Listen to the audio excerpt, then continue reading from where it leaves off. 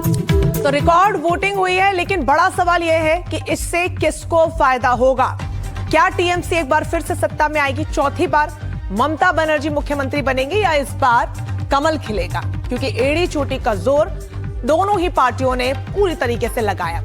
अब हम आपको ये ग्राफिक्स के जरिए समझा देते हैं। देखिए, एक फुटबॉल का मैदान है जहां पर मैं इस वक्त खड़ी हूं, और आप देख पाएंगे कि दूसरे फेज में जो वोटिंग हुई है उसमें एक तरफ आप देख पाएंगे मेरे ममता बनर्जी हैं, दूसरी तरफ शुभेंदु अधिकारी को आप देख पाएंगे, और जो वो गोल कर रहा है यानी कि वो उधर ज्यादा सीटें ले रहा है। आप समझिए, दूसरे फेज में 91.3% वोटिंग हुई, जो कि बम्पर वोटिंग है।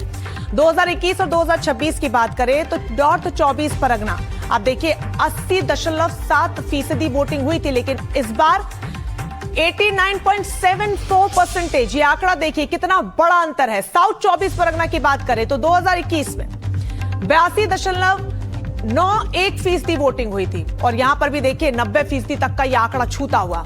हुगली में 84.4%, और यहां पर 2026 यानी कि इस साल की बात करें तो 90% से भी ज्यादा का यह आंकड़ा है। हावड़ा में 80.14% वोटिंग हुई थी, और इस बार यह आंकड़ा अगेन 89% का है। नॉर्थ कोलकाता की अगर हम बात करें तो 59% से ज्यादा का यहां पर मतदान हुआ था, और इस बार 87% से ज्यादा का मतदान हुआ है। तो वहीं साउथ कोलकाता में आंकड़ा 2021 में बहुत कम था, मात्र 61%, और इस बार 87% से भी ज्यादा।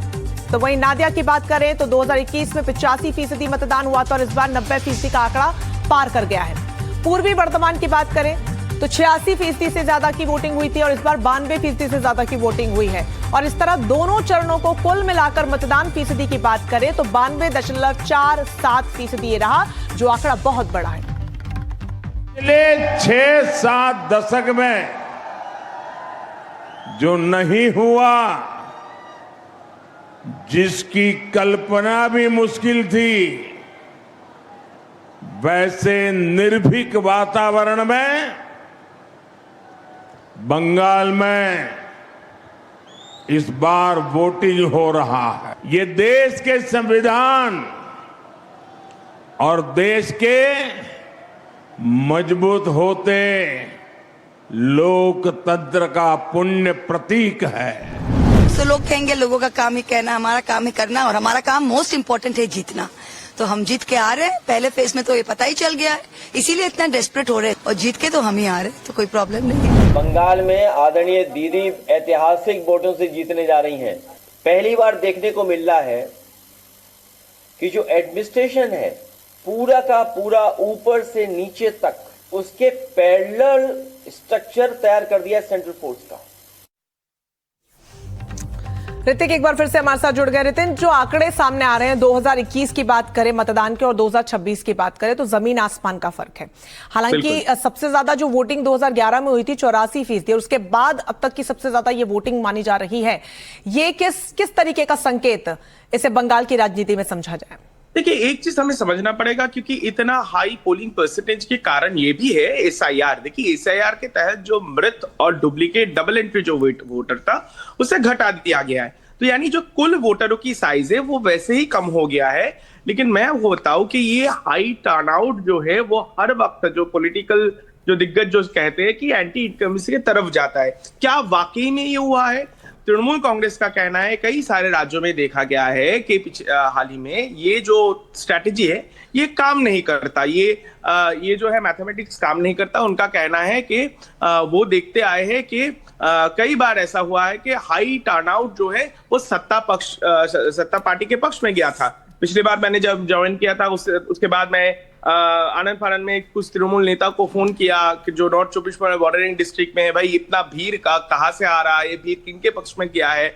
उनका कहना है कि देखिए, एसआईआर के चलते लोग जिस तरीके से नाराज है, जिन लोगों को मजबूर किया गया है बाहर से आकर बंगाल में वोट डालने के लिए, नहीं तो उनका नागरिकता खो सकता था, ये जो सेंटिमेंट है ये जो है उनका कहना है कि दिल खुलकर सत्ता पक्ष ममता बनर्जी को ही जिता है। लेकिन एग्जिट पोल के आंकड़े ये नहीं दिखा रहे हैं। मैं आपको ये जिस तरीके से मैं बता रहा था कि जगह जगह मैं जहां घूमा साउथ 24 परगना छुटपुट घटनाएं हुए हैं, लेकिन इसमें मैन ऑफ द मैच ये पूरा जो जो सीरीज चला है चुनाव आयोग का, खासकर SIR के शुरू के लेकर, इसमें मैन ऑफ द मैच आखिर में चुनाव आयोग बने हैं, क्योंकि सालों बाद बंगाल में बिना रक्त रंजित एक चुनाव हुआ है।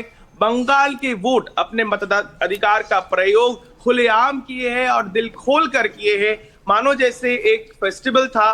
तो इसका राय क्या होगा, किसके पक्ष में जाएगा, किसके खिलाफ जाएगा, इस बीच मैं ये जरूर समझ रहा हूं कि ये जिस तरीके से ट्रेंडिंग आ रही है, जो चीज हम जमीनी हकीकत पर देख रहे थे पिछले 6 महीनों से, चाहे वो नॉर्थ बंगाल हो या फिर साउथ बंगाल में, एंटी इनकम्बेंसी एक फैक्टर बनती दिख रही है। यहाँ पर लोगों की बेरोजगारी, लोगों के पास नौकरी नहीं रहना, और खासकर सरकारी नौकरी, स्कूल भर्ती, शिक्षक भर्ती घोटाले मामले पर हुए हेराफेरी, और इस बात को लेकर लोगों की नाराजगी काफी ज्यादा है, और ये सब चीज शायद एग्जिट पोल की तरफ इशारा कर रहा है। बिल्कुल ऋतिक, तमाम अहम मुद्दे रहेंगे जिसकी वजह से पलड़ा भारी यहां पर हो सकता है भारतीय जनता पार्टी का, जिन मुद्दों को लेकर वो लोगों के बीच में पहुंची। हालांकि टीएमसी लगातार ये दावे कर रही है कि इतने सालों से जो विकास और जो काम हमने यहां की जनता को लेकर किया है उसका तोहफा हमें जरूर मिलेगा। बने रहिएगा हमारे साथ, आगे बढ़ेंगे और बात करेंगे साउथ कोलकाता की भवानीपुर सीट की।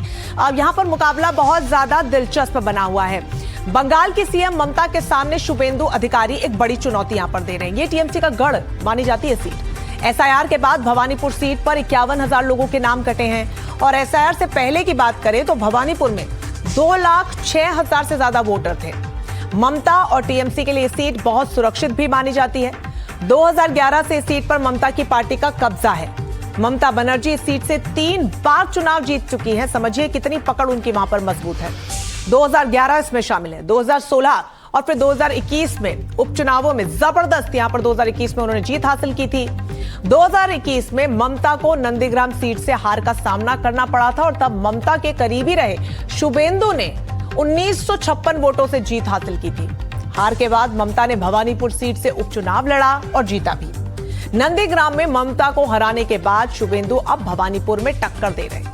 शुभेंदु इस बार नंदीग्राम के साथ साथ भवानीपुर सीट से भी मैदान में है, और इसी वजह से इस सीट पर सबकी नजर टिकी हुई है। तो समझिए ये सीट कितनी हॉट सीट बनी हुई है। टीएमसी का गढ़ जरूर है, लेकिन एक बड़ी चुनौती यहां पर बनी हुई है भवानीपुर सीट की। आपको बता दें, गैर बंगाली वोटर्स 40% से भी ज्यादा यहां पर हैं, जो निर्णायक हो सकते हैं। टीएमसी और बीजेपी में बटे हुए 21% से ज्यादा मुस्लिम वोटर है।